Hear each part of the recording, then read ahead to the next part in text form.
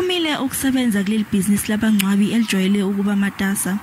Imindeni eshonelwe iyajikiswa ngenxa yokungabikho kukagesi. Izisebenzi zichitha usuku zihlezi beminyameni zinethemba lokuthi ugesi uzobuya zizokwazi ukulungiselela imingcwabo. Akukho ukuqhubekayo sokwazi ukwenza ama program. Akukho nje ukuqhubekayo altogether. Nakuba abangcwabi besizana kodwa kuyaye kube nzima njengoba lokhu kubandakanya ukuthuthwa kwezidumbu. Isiphehli manje zesikhashana okungama generator angeke bathembela kuzo.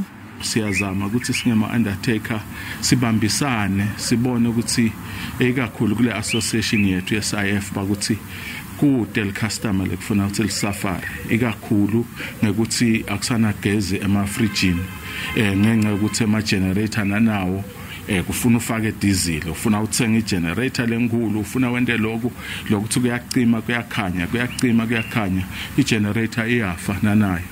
Umagagula unxusa uhulumeni ukuthi asheshe athole isixazululo. Ngalendlela lokwenteka ngayo kuyabonakala ukuthi sitawufika kuleso stage leso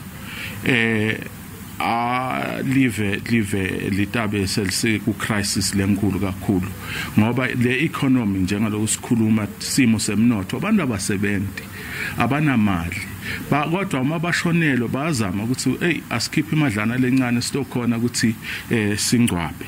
Njengamanje lisesigabeni sesihlanu uhlelo lokucisha konga ugesi kanti kungenzeka ukuthi lehlele esigabeni sesine kusasa.